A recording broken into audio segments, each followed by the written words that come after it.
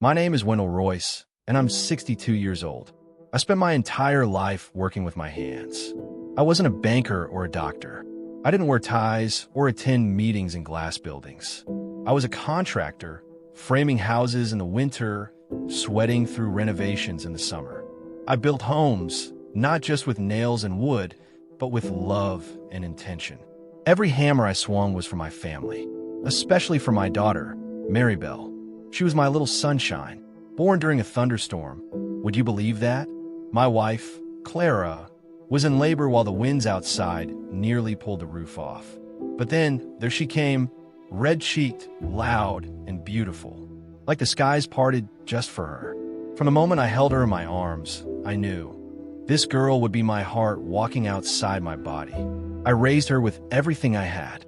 When her mom passed from breast cancer 10 years ago, it was just the two of us left, and I did everything in my power to fill that hole. Dance recitals, homework, heartbreaks, college applications. I was there. I even took night shifts to pay for her tuition at Vanderbilt. I skipped meals so she could eat better, missed doctor's appointments so she could get new books. If love was a currency, Maribel was a billionaire. So you can imagine what it felt like on a calm Wednesday morning to walk out to my mailbox and find a gold-embossed envelope with her name on the return. The letter smelled like lilacs. Fancy paper, like wedding invitation paper. My heart fluttered. I'd been waiting for this moment. She had been dating this fancy tech guy named Bradford Ellis, some kind of Silicon Valley golden boy with rich parents and a smug handshake.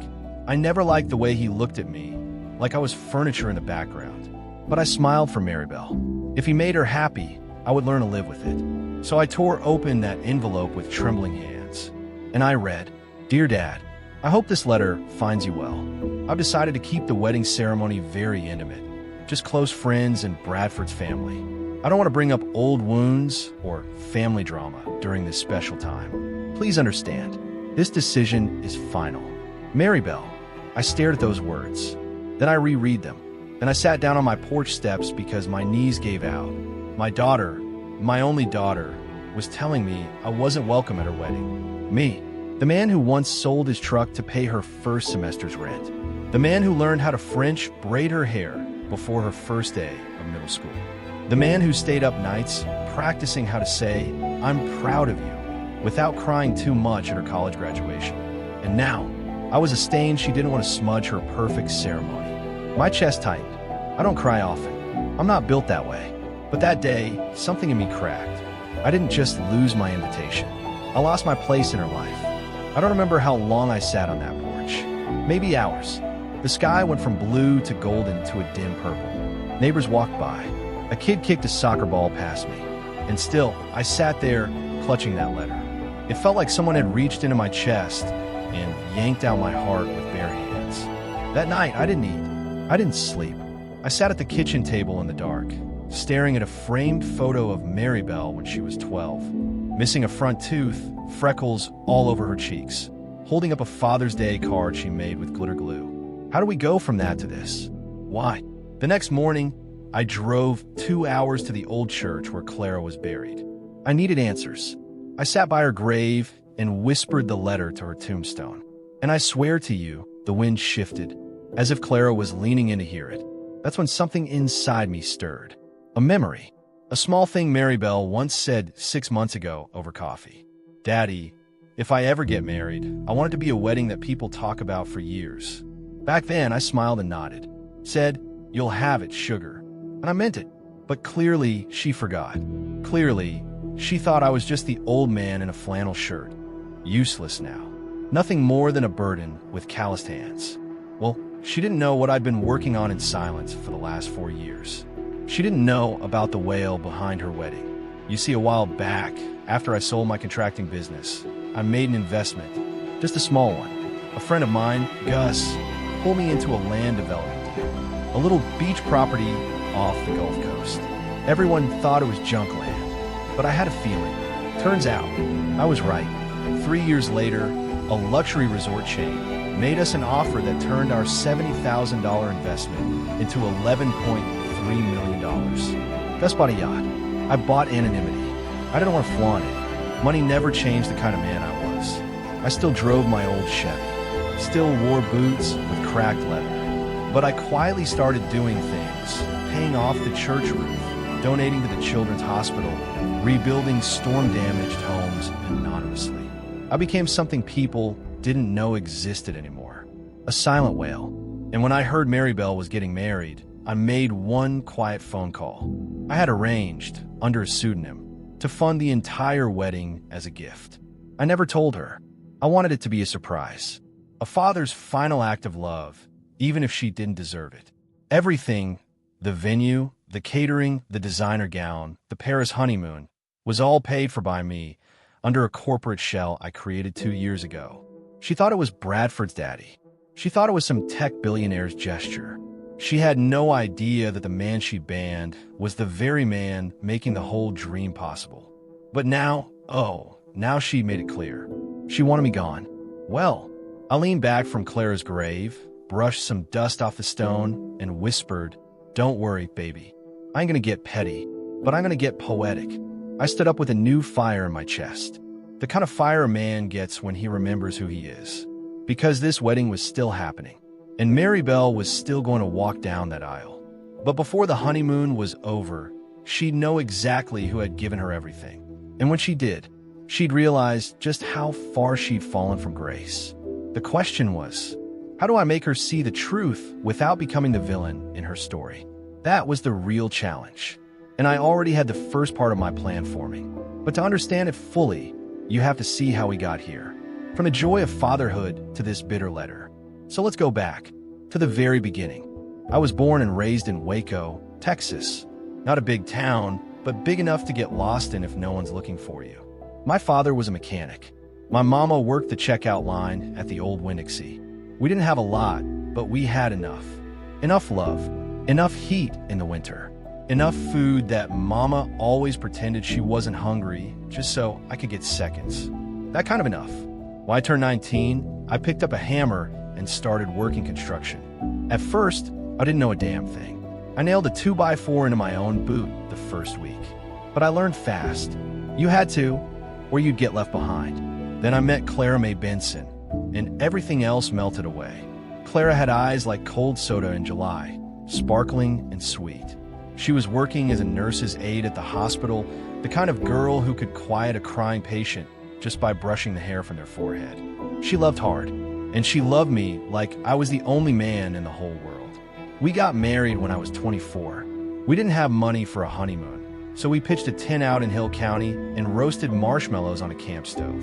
I remember thinking, if this is all life ever gives me, I'll die a happy man. Then, 2 years later, Maribel was born. God help me. I've never loved anything the way I love that little girl.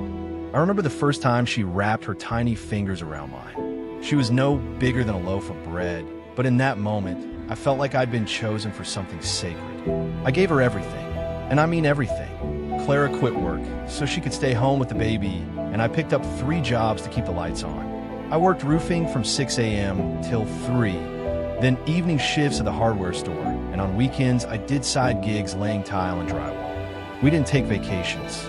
We didn't buy new cars. Every cent we had went to that little girl's future. She was smart, smarter than me and Clara put together. First in her class, piano lessons, debate team, National Honor Society. I used to sit at her recitals in my dusty boots, try not to cry while she played Beethoven with her little pink bow in her hair. The other parents would whisper, "Who's that?" And someone would say, "That's Wendell, her daddy. Never misses a thing." But things weren't always easy. When Maribel was 12, Clara found a lump in her breast. By the time the doctors confirmed it was cancer, it had already spread. I remember sitting in that cold hospital room, watching Clara's lips quiver while she tried to be brave for Maribel. And me? I just kept repeating, "We'll fight this. We'll beat it." We didn't. In the end, Clara passed away 2 weeks before Maribel's 14th birthday. I'll never forget the way she looked at me that day. My daughter, standing there in her black dress, her hair pulled back like a grown woman, eyes red and full of questions no girl should ever have to ask. "What do we do now, Daddy?" And all I could say was, "We keep living, sugar." That's what Mama would have wanted. So I raised her the only way I knew how, with work time and love. I learned how to cook, burned the first 15 meals, but figured it out eventually. I taught myself how to braid her hair, helped her pick dresses for school dances, practiced speeches with her in the garage. There were nights I fell asleep at the table helping her with math. And every single morning, I packed her lunch with a note inside. Love you more than biscuits. Go get M, sunshine. Mama's watching. Make her proud. I did all that. Not because I had to, but because she was my entire world. But then, something started to shift. It wasn't overnight. It was slow, like watching paint fade on the porch railings. When she got into Vanderbilt, she hugged me like she always did, but something in her eyes was different. A kind of distance, like she'd already started imagining a life without me. She didn't come home that first Thanksgiving, and she brought Bradford home for Christmas the next year. God help me, I tried. He was tall, with perfectly white teeth and a watch that probably cost more than my pickup. He called me sir, but never looked me in the eye. Every time I tried to talk to him, he'd pull out his phone or look at Maribel like, why are we here? He didn't eat my brisket, said he was vegan, didn't want to watch football, said it was toxic masculinity. He even corrected my grammar at the dinner table once. But I kept smiling. For her. She seemed happy, and that's all I ever wanted. When she graduated, I drove 14 hours straight to surprise her. Stood in the back of the auditorium in a cheap suit. Watched her walk across the stage. She didn't even see me. Later, she posted a photo online. My biggest supporters, Brad and his family. No mention of me. Still, I pressed on. I sent care packages, birthday gifts, random checks just in case she needed them. And then one day she called. Daddy, Brad proposed. I forced a smile. That's wonderful, sugar. When's the big day? She giggled. We're still figuring it out, but we want something elegant. Something timeless. Maybe in Charleston. Or Napa. I did the math in my head. No way they could afford that. So I made a phone call to Emberdale Events and Estate Management, an elite wedding planning group. I used my shell company, WR Legacy Holdings, to quietly foot the bill. They thought I was some eccentric investor giving back. That's what I told them. Let the couple believe it's a gift from Bradford's firm. I want to remain anonymous. Every champagne flute, every rose petal, every chair at that vineyard was paid for by the man not invited. And then came that letter, the one that tore my soul wide open. It wasn't just the words. It was what they meant. She was ashamed of me. Somewhere between piano lessons and designer gowns, I became an embarrassment. I wasn't elegant. I wasn't timeless. I was just Wendell, the man with old boots, a dusty truck, and too much love. But let me tell you something. People like me, we don't stay down for long. We remember who we are, and we make peace without raising hell. That night, after visiting Clara's grave, I went home and opened my safe. Inside was the original contract for the wedding. Proof of payment, signature, everything. I placed it in an envelope. Then I looked over at the corner table where my daughter's old sketchbook still sat, collecting dust. Her childhood dreams scribbled in colored pencils. Weddings, homes, hearts, family. And I knew then what had to be done. Not out of vengeance, but so she could remember. Remember who carried her when her knees were weak. Remember who whispered her name to the stars every night. Remember the man she forgot in pursuit of a prettier life. So I started writing a letter of my own. Not to her, but to the wedding planner. The day of the wedding came like thunder behind a velvet curtain. It was a warm Saturday morning in Napa Valley, the kind of morning where the breeze carried soft jazz from vineyard speakers and the hills looked like God himself painted them fresh with green strokes. I wasn't invited, but I was close, not just emotionally, physically. You see, when I sent that letter to the wedding planner, Genevieve Monroe, a sharp woman who'd handled celebrity ceremonies and billionaire bashes, I told her the truth. Not the whole truth, but enough.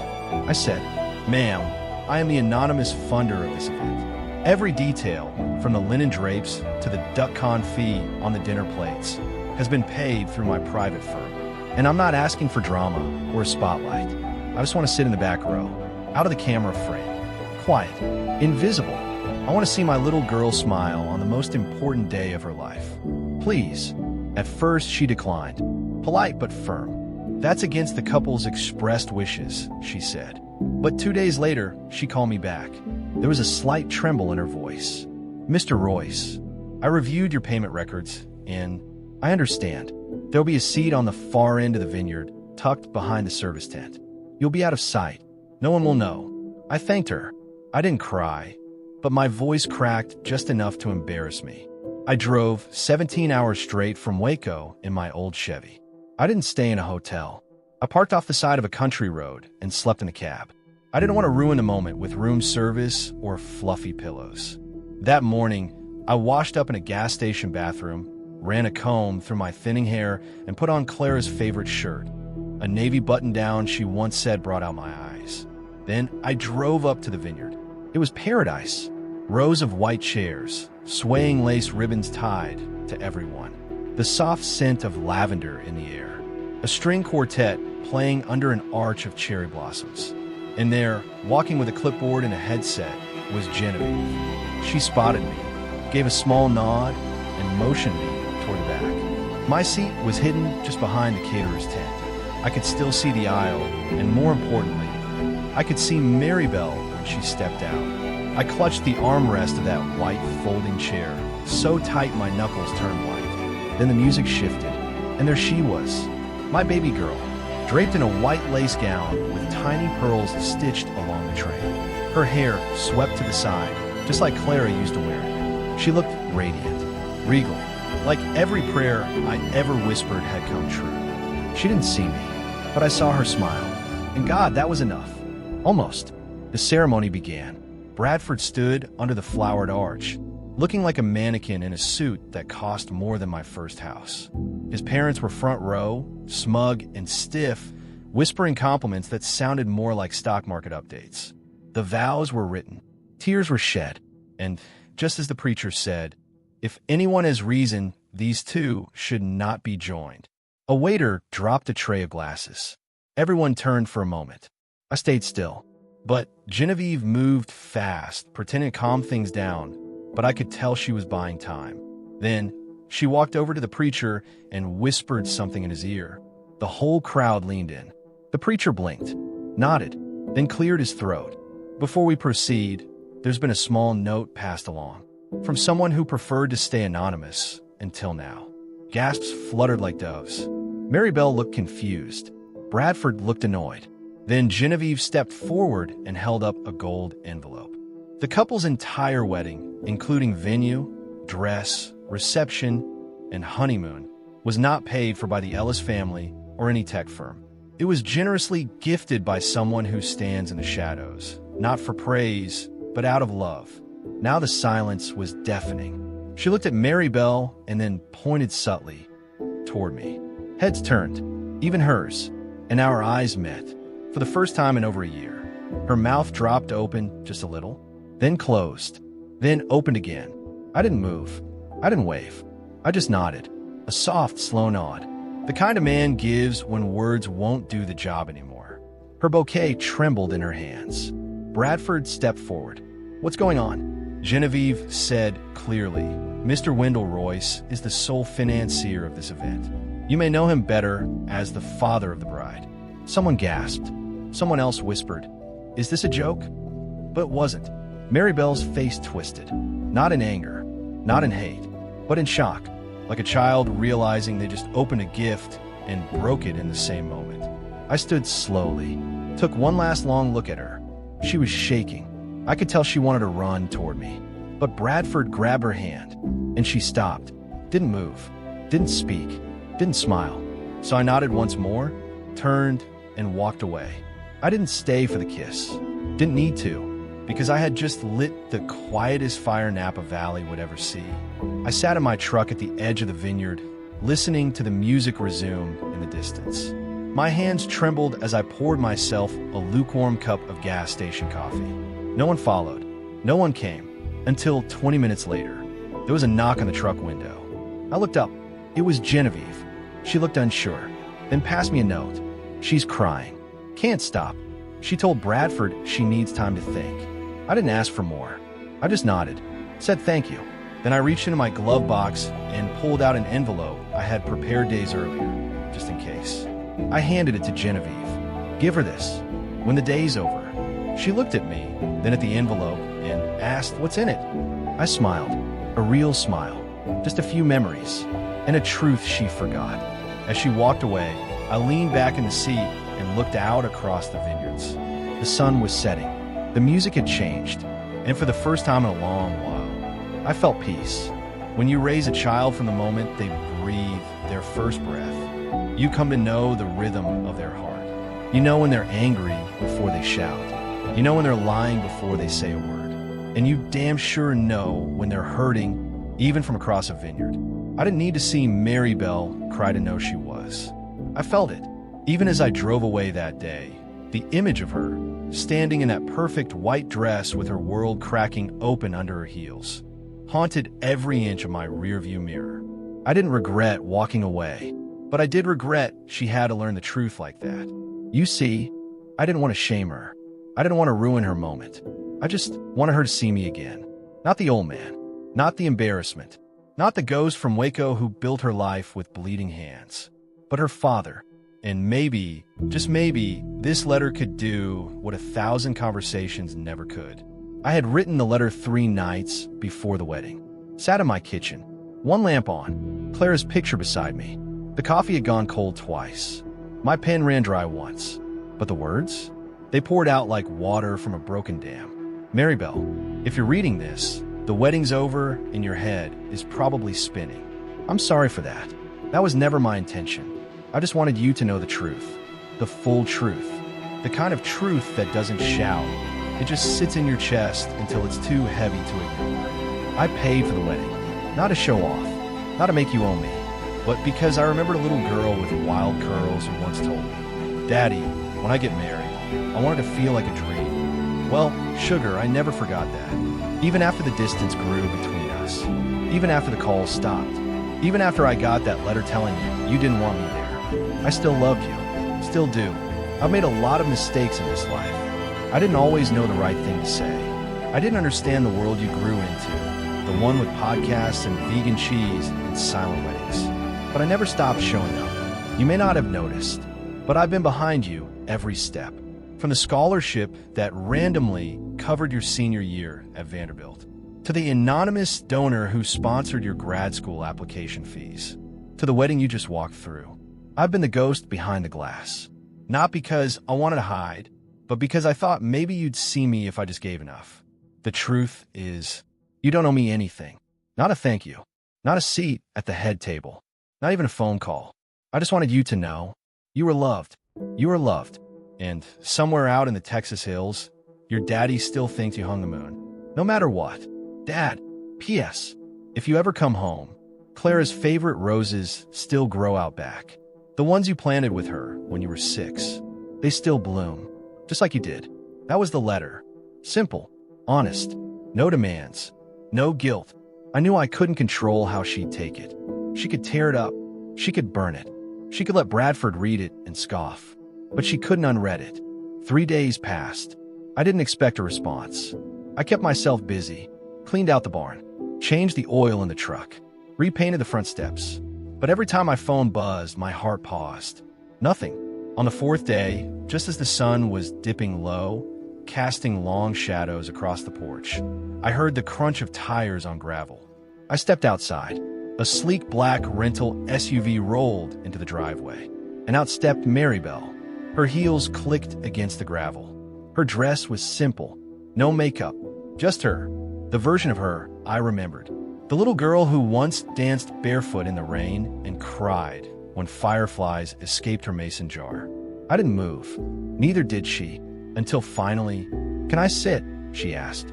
My throat tightened. Of course. She sat beside me on the porch swing, the same one Clara and I used to rock in for hours. She didn't speak right away. Neither did I. Then, finally, she reached in her purse and pulled out the letter. Folded, worn, like it had been read more than once. "You planted those roses, huh?" she asked softly. I nodded. "Your mama taught you how. You used to call them magic flowers." She smiled, but her eyes were wet. I read this 4 times. Only 4. I teased gently. She laughed. It was small, but real. "I'm sorry, Daddy," she whispered. "I was so stupid. I thought if I built a life far away, I wouldn't need to remember the parts that hurt." "You mean Mama?" She nodded.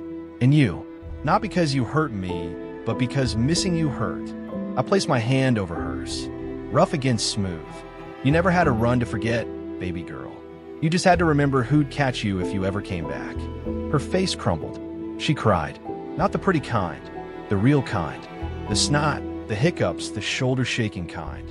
And I held her, on that porch swing, under the golden sky, with the scent of roses blowing in from the backyard. We talked for hours. She told me how Bradford wasn't what she thought he was. How he manipulated her, distanced her from old friends and from me. How he controlled everything, from her clothes to her career choices. But it was easier to believe he cared than to admit he didn't. She said he stormed out the day after the wedding. Told her she had too much baggage. Guess he forgot who paid for his custom wine bar. I didn't say a word. Didn't cheer. Didn't say I told you so. I just held her hand. That night, she slept in her old room. I walked past the doorway once, saw her curled up like she used to be, with her arms wrapped around her childhood pillow, and I smiled, because finally, she was home. The next morning, she stood by the rose bushes, barefoot in Clara's garden, and she whispered, "I think Mama would have liked the dress." I chuckled. She would have said it needed more lace. She laughed. Yes, she would have. Then she looked at me with tears in her eyes. "I don't want to go back to California, Daddy." "Not yet." "Then don't," I said. "But what would I do?" "Anything, everything, or nothing at all. This place is still yours." And just like that, a new chapter began. Not perfect, not polished, but honest. And sometimes, that's all a family needs. 3 weeks had passed since Maribel returned to Waco. Every morning, I'd still wake up thinking maybe it was a dream, like one of those sweet, painful ones you wake from with wet eyes. But I'd walk past her old room and hear the hum of her voice singing along to some old Joni Mitchell record she found in the attic. She was really here, home, and it was the first time in over a decade that the house felt full again. No more silent dinners. No more creaking porch swing that rocked with no one in it. We talked. We healed. Slowly, like molasses dripping down warm biscuits. But there was still a storm brewing, one she hadn't told me about yet. I could feel it, in her nervous glances at her phone, in the way she paused when checking her email. And finally, it came out one morning over breakfast. We were sitting at the table, me with my coffee, her with her yogurt and blueberries. She stared down at her bowl, twisting the spoon in circles, and finally said, "He sent me a check." I looked up. "Bradford?" She nodded. "His family sent it, actually, through their lawyer. He said the honeymoon payments bounced, the venue ran their credit cards again, and now the Ellis family is humiliated." I nearly spit my coffee. Humiliated? After the stunt they pulled. Apparently the press caught wind that a mystery donor funded the wedding and not them. Some bridal blog ran a piece on it, called it a cautionary tale of status and secrecy. I laughed, really laughed for the first time in weeks. Well, they can choke on their caviar. Maribel didn't laugh. She reached into a folder and pulled out a check for $150,000, made out to Maribel Royce Ellis. "They said it's hush money," she whispered, "to make sure I never talk about the funding again, to preserve Bradford's public image." I looked at that check. Crisp, official, cold. And then I looked at my daughter, the woman she was becoming. Stronger now, clear-eyed, but still vulnerable, still healing. She said, "Part of me wants to take it. I mean, it's a lot of money. I could finally pay off my grad school loans. Maybe even start over somewhere new." I didn't say anything at first, just reached out my hand. She hesitated, then handed the check to me. I looked it over, flipped it once, then once more. Then I stood up, walked over to the sink, and ripped it in half, right down the middle. Then I ripped it again, and again, until it was nothing but confetti of paper swimming in the dirty dishwater. Maribel gasped, "Daddy, why?" I turned around slowly. "Because your name's not for sale, baby girl, and neither is your story." She stared at me like I just pulled the sky down from heaven. "You can make money again. You can build again. But you only get one name in this world. One. Don't let anyone ever buy it, twist it, or bury it." She covered her mouth. Tears welled in her eyes. "You always did that for me, even when I didn't know it." I sat down, grabbed her hand. "Now, it's your turn to do it for yourself." That night, she drafted an email to the Ellis family lawyer. Didn't send it at first. Just stared at the screen. You want to read it? She asked. I shook my head. Nah, I trust you. She clicked send, then closed the laptop. She leaned back, exhaled long and hard like she just put something heavy down. I want to start over, she said. On my own terms this time. You will, I said, but not far from you. I'm tired of running. You don't have to. Think I could fix up a shed out back? Turn it into an art studio? I smiled. Sugar, you could turn the whole damn barn into a castle if you want. It's yours. She laughed and stood up. Then tomorrow, we'll go to the hardware store. Lord help us, I muttered. You still don't know how to use a measuring tape. She grinned. Then you'll just have to teach me, like old times. The next morning, we did exactly that. Went down to Joe's Hardware. Picked up paint, wood, screws, drills. She wore overall for the first time since middle school. And I swear, Clara was there with us. In the breeze. In the sunlight that hit the porch just right. In the smell of roses as we walked past the backyard. But healing isn't a straight line. A week later, Bradford showed up. Didn't call. Didn't warn. Just drove up in a rental Tesla like he owned the place. I was in the shed, sanding down an old workbench when I heard the tires crunch. When I stepped outside, he was already halfway to the porch. Mary Bell stood frozen in the doorway. Brad, what are you doing here? She asked, voice cold but cracking. We need to talk. Alone. I stepped forward. She don't need to do a damn thing she doesn't want to. Bradford shot me a look. This is between me and her, sir. No, son. It stopped being between you and her the moment you try to buy her silence. Mary Bell stepped down from the porch. You don't get to show up here like nothing happened, she said. He laughed, nervously, like a man trying to charm his way out of a mess. Look, I was angry, embarrassed. My parents, my entire world collapsed after the wedding. I just wanted to fix it. You tried to fix it with a check, she snapped. I didn't know he paid for the wedding, he said, pointing at me. It made me look like a fool. No, she said calmly. You made yourself look like a fool the moment you started caring more about how things looked than how things felt. He went quiet. She stepped forward. I don't want your money. I don't want your apologies. I don't want your version of love. I want peace. And you don't bring me that. She turned back toward the house. And he stood there dumbfounded. You're really choosing this place? Him? Over everything we built? She stopped. We didn't build anything, Brad. My father did. And I forgot that. But I remember now. Then she walked inside. I stood by the door and watched Bradford stand there lost. Then he turned and walked back to his car. Didn't say another word. Didn't look back. Later that night, I found a note in my toolbox. Folded, with paint smudges on the corner. Daddy, thank you for showing me how to be strong. For not giving up on me. For reminding me what love really looks like. I'm not running anymore. I'm not scared anymore. I'm home. Mary Bell. I sat on the porch swing, clutching that note, and let a single tear slide down my cheek. For Clara. For the little girl who came home. For the future, still waiting to bloom. The shed wasn't much to look at. Peeling white paint, a sagging roof, rusted hinges on the door. It had been more raccoon motel than workspace for the past decade. Still, when Mary Bell stood in front of it that morning, hair tied up, sleeves rolled, paintbrush tucked behind her ear, she looked at it like it was the Sistine Chapel. We're going to make something beautiful, Daddy, she said. Something that's ours. I reckon we will, I replied. And so we began. Every morning for the next 2 weeks, we worked side by side. We gutted the old walls, scrubbed out the cobwebs, replaced floorboards, installed windows to let in the sunlight. She picked a soft sea glass green for the walls and sky blue for the door. Said it reminded her of the color of hope. I didn't question it. Truth be told, the colors suited her better than any paint swatch I'd ever seen. She smiled more now, laughed at the silly things, like when I dropped an entire bucket of nails or smacked my thumb with a hammer. I didn't even mind. Not one bit. The sound of her laughter bouncing off those unfinished walls, it was healing, not just for her, for me. One night, after we'd spent the day laying tile, we collapsed on the porch swing with bowls of ice cream and aching knees. The stars were out in full bloom. She leaned her head on my shoulder.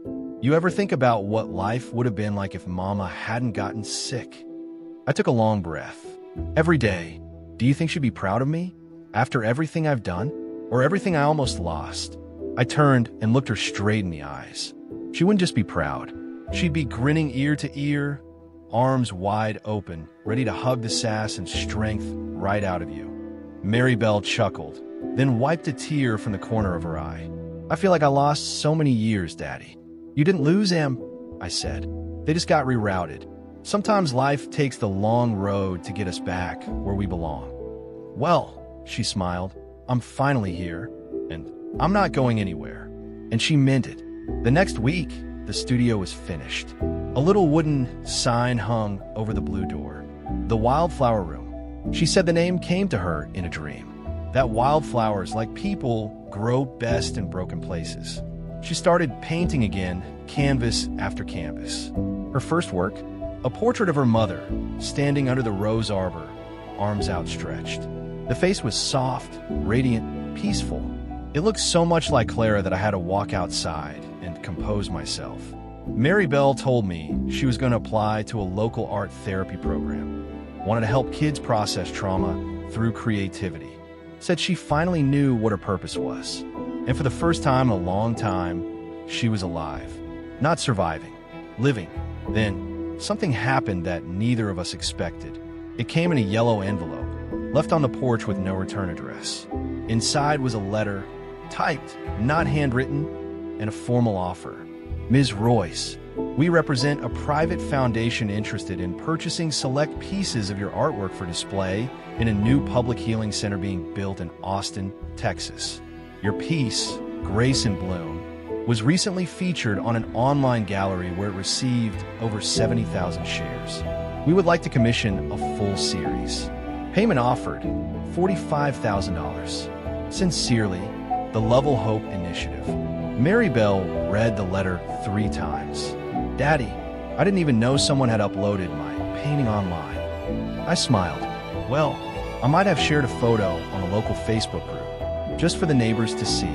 She looked at me like I'd just handed her the moon, and she started crying again, those quiet, thankful tears that say more than words ever could. This changes everything, she whispered.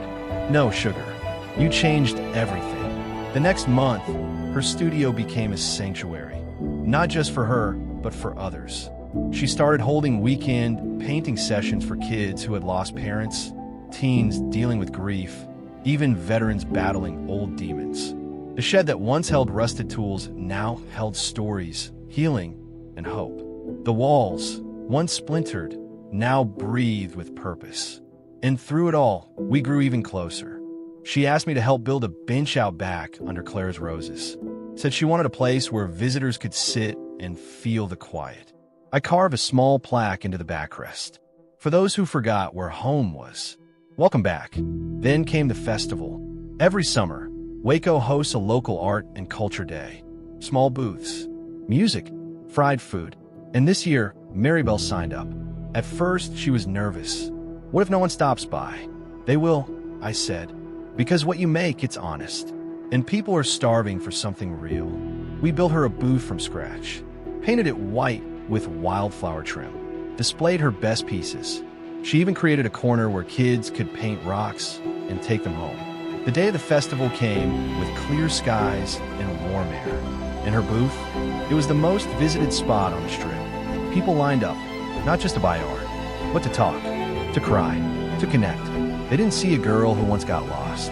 They saw a woman who found her way back. By the end of the day, she had sold out every canvas and booked 3 new commissions. But what meant the most to her? A young girl who walked up quietly, eyes wide, holding a rock she'd just painted. Miss Mary Bell, my mommy's in heaven, but when I paint, it doesn't hurt so bad. Mary Bell knelt down and hugged her. No words, just heart. That night, we sat on the porch again. The stars above, the scent of wildflowers below. You did it, I said. You turned your pain into purpose. No, she said, leaning against me. We did. She pulled out her phone and showed me something. It was her new website, wildflowerroom.org, a place for healing through art, a gallery, a resource hub, a tribute to Clara, and a love letter to the community. I want to give back, she said, to help people who feel like I once did. You will, I said. You already are. Then she showed me something else. A short message on the About page. Founded in 2025 by Maribel Royce, with love and inspiration from her late mother Clara and her father Wendell, who taught her what real strength, love, and coming home looks like. I didn't cry, not in front of her, but later that night, I sat on the porch swing by myself, and I wept, not from sadness, but from completion. A circle closed, a wound healed, a daughter found. The thing about small towns is that nothing stays secret for long. By the time August rolled around, folks in Waco knew just about everything. Not because we told them, but because life has a way of whispering stories through grocery lines, barbershops, and church pews. And when it came to the story of Wendell Royce and his daughter who came home, people leaned in, not out of gossip, but because they saw something rare. Redemption. It started with the mayor. She stopped by Maribel's studio one Saturday, wearing jeans and a campaign t-shirt, pretending to browse. But I knew better. She circled that room twice before finally asking, "Would you be willing to speak at the community remembrance next month? We usually invite someone who's walked through grief and found the light." Maribel froze. She looked at me. I just gave her a quiet nod. "If you're ready," I whispered. The community remembrance ceremony was a Waco tradition. Every year, folks gathered under the open sky in the town square, surrounded by candles, acoustic music, and a whole lot of memories. People came to honor loved ones who'd passed, to share stories, to cry without shame. It wasn't flashy, but it was real, and it was healing. That year, Maribel stood center stage with a microphone in her trembling hands and hundreds of expectant eyes on her. She cleared her throat, then smiled, soft and sure. "My name is Maribel Royce. Some of you know me as the girl who left. But I hope today you'll know me as the girl who came home. I lost my mama when I was 13, and I spent the next 20 years pretending it didn't hurt. I chased success. I ran from anything that reminded me of that pain, including my father. But grief is funny. It's not loud. It waits. And one day, it finds you when you're tired of pretending. I thought healing meant forgetting, but I was wrong. Healing means remembering with grace and coming back with open hands. My daddy, he never stopped loving me. He never let go. He built me a life with his bare hands, and I turned my back on it. But he never turned his back on me. That kind of love is rare. That kind of love is home. So if you've been running, I want you to know it's okay to come back. Even if the chair at the table's been empty for years, there's still room for you." The crowd was silent. Some folks wept. Others nodded. A few clapped, slowly at first, then all together. And me? I just sat in the front row, my hands trembling, watching my daughter stand in the middle of a town that once thought she'd disappeared for good, only to see her shine brighter than ever. After the ceremony, people approached her like bees to a flower. "That was beautiful, honey. I haven't talked to my sister in 5 years. I think I'm gonna call her. You reminded me of my own daughter. Thank you." She hugged them all, listened, cried with them. It wasn't just a speech. It was a homecoming. In the weeks that followed, the town changed how it saw her. No longer Wendell's daughter who ran off to the city. She became Maribel, the heart behind the Wildflower Room. Her Saturday art sessions doubled in size. Teachers started referring students dealing with loss. Veterans came to paint silently, finding peace in colors and brush strokes. Even old Miss Carla from the grocery store dropped by with her grandson and said, "I thought art was useless nonsense until I walked in here. Now, I paint every Wednesday." Maribel laughed. "You're not bad, Miss Carla. Don't lie to me, child." Then one afternoon, something happened that cracked us both wide open. We were cleaning up the studio, brushing dust off easels, when I noticed her staring out the window, frozen, eyes wide. "What's wrong?" I asked. She didn't answer, just stepped out the door, walked across the lawn, and knelt beside the old oak tree. I followed slowly. When I got closer, I saw what had stopped her. A single, tiny wooden chair, painted white, child-sized, and hanging from the back was a note, scrawled in clumsy handwriting, for the one who made room for others to sit again. There was no name, no signature, just that chair, gently swaying in the breeze like a whisper from heaven. She touched the chair, her hands trembling. Then she looked up at me with tear-soaked eyes and whispered, "It's from one of the kids, Daddy." I don't know who, but they heard me. They really heard me. That little chair now sits in the front of her studio. Unlabeled, unclaimed, but never empty. People sit in it when they're ready to talk, when they need to remember, or when they just want to be still. It's become a symbol, not just of pain, but of possibility. Then came a second offer. Not a check this time, but a request. A local documentary team had heard about the studio, the healing work, and the story behind it all. They wanted to produce a featurette called The Chair by the Window, inspired by the child's gift and Mary Bell's return. She looked at me that night, holding the email and shaking hands. "Should I do it?" I asked. "What does your heart say?" She thought for a while, then whispered, "It says, I think I'm finally not ashamed of my story." I smiled, then let the world hear it. The filming took 2 days. They interviewed me. I try not to cry, but failed halfway through my first sentence. They captured old photos, memories, stories from townsfolk, even footage of Mary Bell painting under the stars. The premiere was set for the town theater, a modest building with creaky seats and popcorn that tasted like cardboard but warmed your soul. We dressed up, not fancy, just nice. And when the lights dimmed and the screen lit up, I reached for her hand. She didn't let go. The documentary ended with a quote from her. "Sometimes you don't need to find a new home. You just need to remember the one that waited for you all along." The credits rolled, the lights came up, and the town stood to their feet and applauded. Afterward, an elderly man approached us. Vietnam vet. I knew him from the hardware store. He removed his hat, eyes watery, and said, "Your girl reminded me that my daughter might still want to talk. I've been too proud to call, but I think I'll call her tomorrow." Mary Bell hugged him without hesitation. I stood back, watching. A quiet peace settled in my chest, a peace I hadn't felt since Clara passed. Because my daughter had not just come home. She had turned our town into something softer, something stronger, something whole. That night, back on the porch swing, she looked at the stars and whispered, "Do you think Mama sees all this?" I looked up at the sky, then back at her. She's the reason it's happening. The next morning, I found something tucked inside my old work jacket. A folded sheet of paper, one of her paintings, a sketch of the swing, the oak tree, and the wildflower garden. In the corner, in her soft cursive, were 7 words. An empty chair, a full heart, always. It was early October when the letter arrived.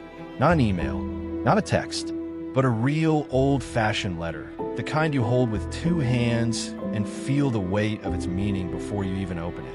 It came in a cream-colored envelope with my name written in soft blue ink. Dad, that was all. Just Dad. No return address. No postage stamp. Just tucked under the front door like a secret waiting to be told.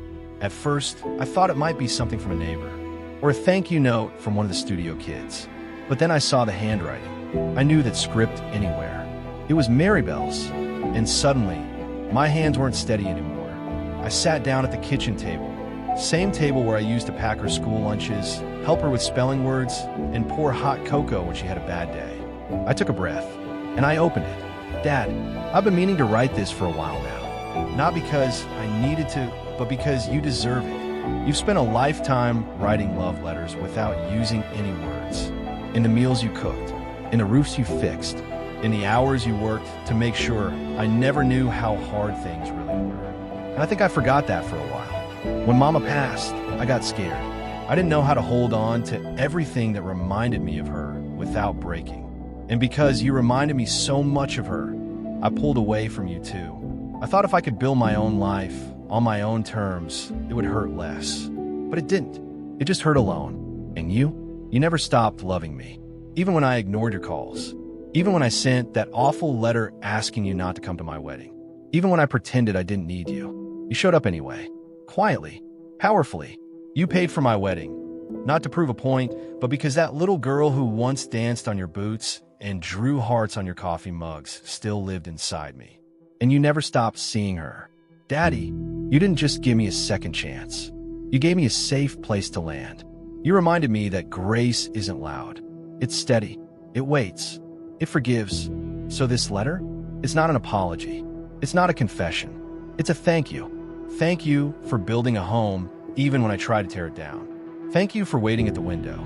Thank you for still calling me baby girl, even when I acted like a stranger.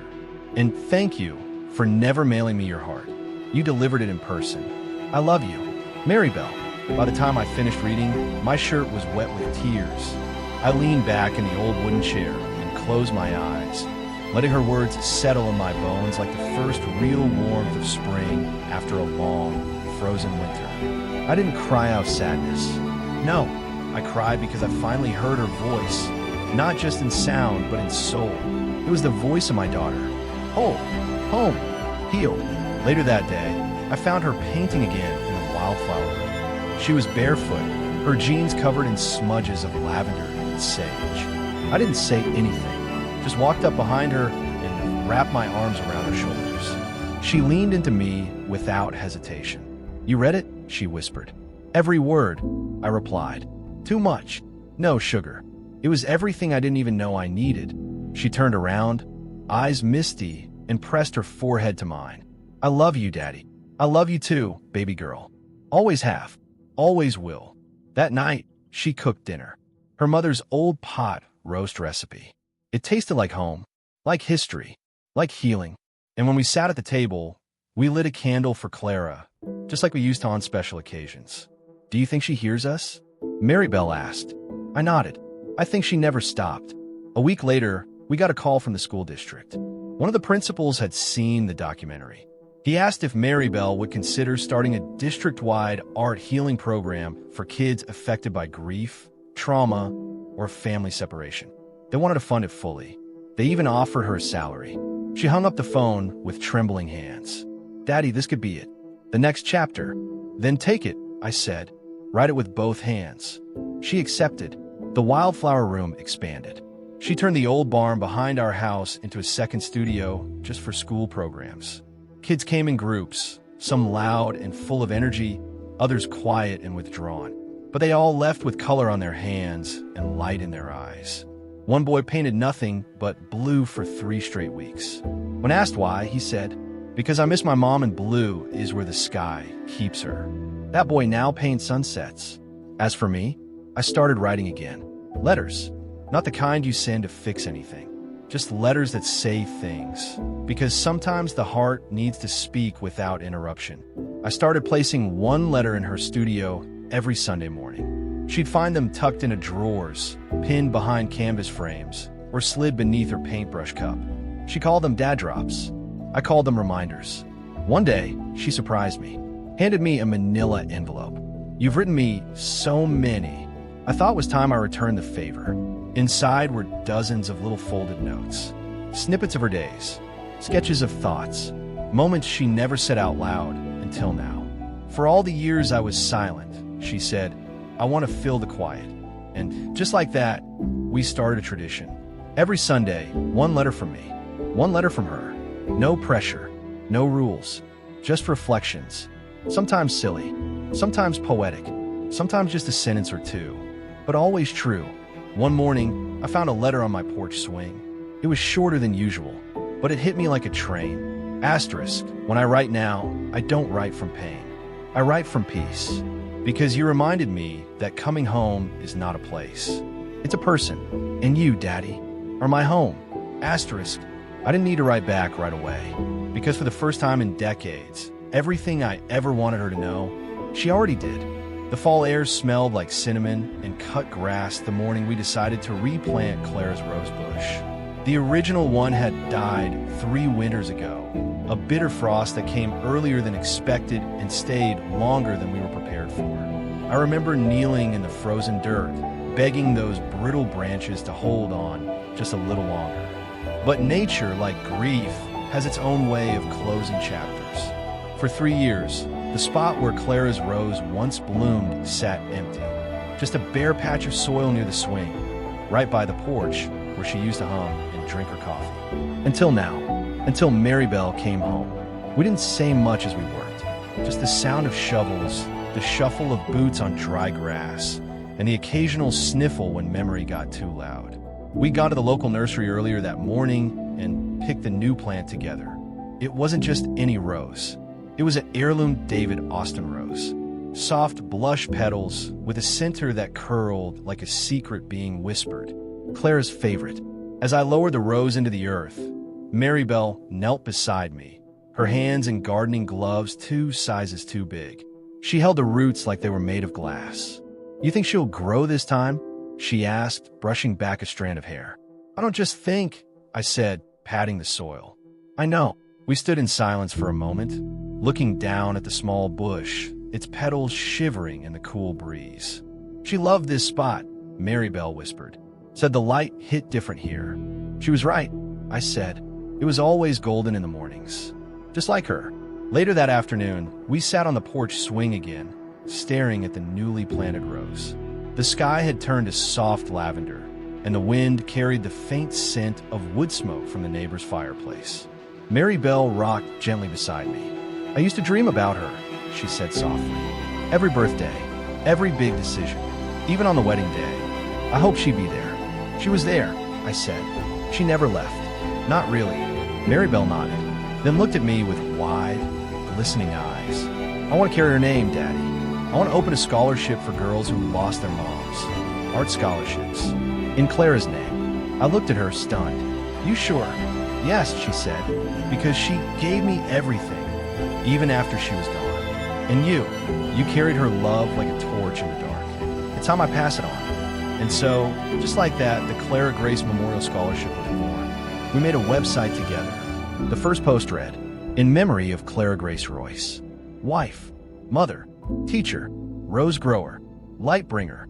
This scholarship is for the girls who feel the hole left behind and are brave enough to turn into art." Donations started coming in slowly. $10 here, $25 there. But then, something miraculous happened. The local news station picked up the story. They interviewed Maribel in front of the rose bush. She wore Clara's old scarf, the blue and gold one with tiny roses embroidered in the corners.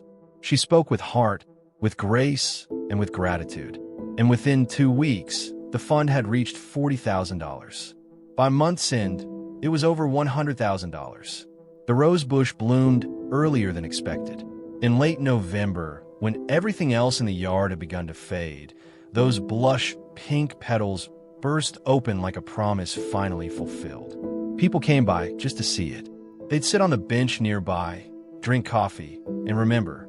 One little girl from Maribel's Saturday class asked, "Is this the rose that makes wishes come true?" We smiled. "Only the ones whispered with love," Maribel said. On Christmas Eve, we held a candlelight ceremony in the yard. Just close friends and neighbors. Everyone brought a single rose, real or handmade, and placed it around the base of Clara's bush. Maribel stood under the stars and read a poem she'd written. Her voice trembled, but she didn't cry. Not this time.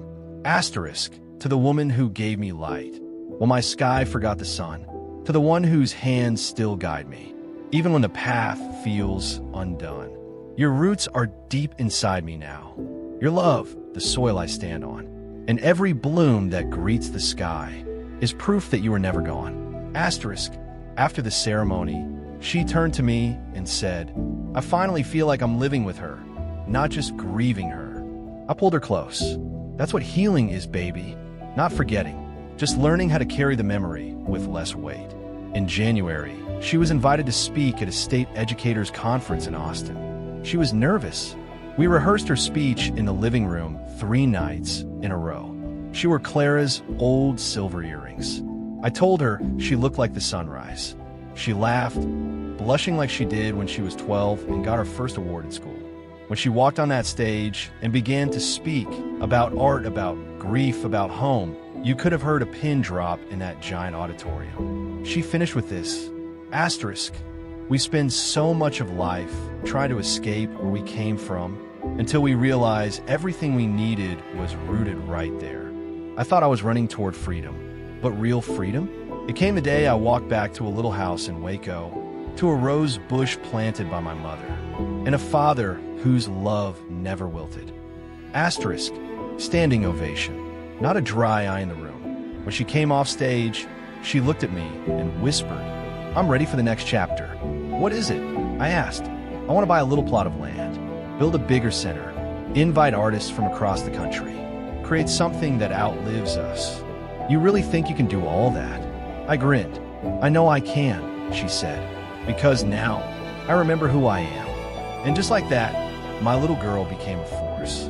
Not because of fame, not because of money, but because she turned grief into garden soil. And every petal, every paint stroke, every speech was a seed. And me, I still write her a letter every Sunday. She still finds them in funny places. One day, she opened her glove box and found one taped to the top. Another time, I tucked one in a soup can in the pantry. They're simple, but one of them said this: asterisk, some people plant flowers, others become the garden. Thank you for blooming back into my life. Asterisk, as spring approached, the rose bush had grown 3 feet tall. We built a small white fence around it. Mary Bell placed a wooden sign nearby that read, "Grace grew here." And she was right, not just in the soil, but in her, in me, in us. I never expected to hold another wedding invitation in my hands. Not after the first one, the one that came years ago with that cold message telling me not to come. That letter broke me in half. But this envelope, this one was warm, handwritten, tied with a silk ribbon in blush pink, like the roses growing by the porch swing. On the front, it read, "To the man who taught me what love really looks like." My hands trembled as I opened it, heart thudding like the beat of a second chance. Inside was a card that said, "You're invited to the renewal of vows between Mary Bell Grace Royce and Matthew Elijah Carter. Saturday, April 15th, at the Wildflower Room Garden, Waco, Texas, officiated by Mr. Wendell Royce, father of the bride, hero of the story." My mouth dropped open. Officiated by me? Me? Later that evening, Mary Bell came home from a day of painting with her students. She walked into the kitchen, cheeks flushed, smelling like lavender and fresh air. I was sitting at the table with the invitation in front of me. She paused when she saw me. "You got it." I nodded, slow and stunned. "You want me to officiate?" I asked, voice barely above a whisper. She pulled out the chair beside me and took my hand. "I never gave you the first ceremony you deserved. You didn't get to walk me down the aisle. You didn't get a father-daughter dance. This time you get everything." I couldn't speak. I just reached for her hand and squeezed it. We spent the next few weeks planning together. Nothing big or fancy. Just family, friends, and the people who helped piece her back together. The rose bush had doubled in size by April. The garden behind the Wildflower Room was in full bloom. Tulips, wild daisies, and sweet alyssum wrapped around the white trellis where the ceremony would be held. Mary Bell found her mother's old wedding dress, stored neatly in a cedar chest for decades. She didn't wear it, but she used the lace to craft a shawl that wrapped around her shoulders like a blessing from the past. The night before the wedding, we sat under the stars on the porch swing one last time as just father and daughter. She leaned her head on my shoulder. "You know what's wild, Daddy?" she said. "I used to think I was broken forever. I thought I'd messed up too much to come back. But here you are," I said. "Not broken, just blooming." She chuckled, soft and free. "You never gave up on me." I never will. The wedding day came with sunlight and soft wind. The garden was filled with white folding chairs, each decorated with sprigs of lavender and baby's breath. Friend from across the state came. Former students brought flowers. Miss Carla from the grocery store brought homemade biscuits in a box labeled, "Love tastes better warm." Matthew stood at the front, dressed in a gray suit with a navy tie. He looked nervous and grateful, like a man who'd finally learned to treasure what life gave him. Mary Bell walked down the aisle in a tea-length dress, lace shawl around her shoulders, her hair in soft curls like Clara's wedding photo from years past. And me? I waited under the trellis, with my heart full. When she reached me, she slipped her arm through mine and whispered, "I was lost, but you stayed. Now I'm home, and I'm whole. Thank you, Daddy." I kissed her forehead. "Let's make this official, baby girl." The ceremony was short and sweet. I read a letter I'd written just for the occasion. Love isn't loud. It isn't always wrapped in fireworks or perfect words. Sometimes it looks like packing lunches at 5 a.m. or waiting by the phone after years of silence. Sometimes love is just staying, even when it hurts, even when hope feels small. Mary Bell and Matthew. Today isn't about second chances. It's about choosing again, choosing to see the best, choosing to show up. And to everyone here, I say this: never underestimate what love can grow, even in the places you thought were ruined. When I finished, there wasn't a dry eye in sight. And when they kissed under the trellis, surrounded by wildflowers and the smell of blooming roses, I swear I felt Clara's hand on my shoulder. At the reception, we danced under string lights strung between oak trees. And when it came time for the father-daughter dance, she walked toward me with tears in her eyes. The music started, a soft country song Clara used to hum while folding laundry. We danced slow, like the world had slowed down to let us have this moment without interruption. People clapped. Some cried. Others whispered, this is what healing looks like. Later that night, Mary Bell stood on the small garden stage with a microphone in hand. I want to thank someone who never left me, she said, who stood still while I spun in every wrong direction. A man who didn't demand apologies, but gave grace instead. He taught me that home isn't always a house. It's someone who keeps the porch light on. Daddy, I love you, and I hope every day I live now makes you proud. She turned toward me, held up a glass. To Wendell Royce, the man who made a garden grow from grief. The crowd raised their glasses. To Wendell, I smiled through tears, humbled, overwhelmed. That night, long after the last guest left and the lights were turned off, I walked out to the rose bush one last time. It glowed in the moonlight. A single petal fell at my feet. I picked it up and whispered, "She bloomed, Clara, just like you said she would." I sat down on the porch swing, a letter in my pocket. The final one I'd written for this chapter. I didn't need to hide it. I handed it to her as she joined me under the stars, barefoot, holding her shoes in one hand like a little girl again. She opened it and read, "You came home. You healed. You gave the world the color it had been missing. And I got to be the lucky man who watched his daughter become the garden her mother always dreamed of. Bloom forever, baby girl. Love, Dad." And with that, our story, one of grief and grace, of regret and return, of petals and promises, came full circle. Because sometimes the best surprises come not from winning the lottery or grand gestures, but from the quiet miracle of a child choosing to come home.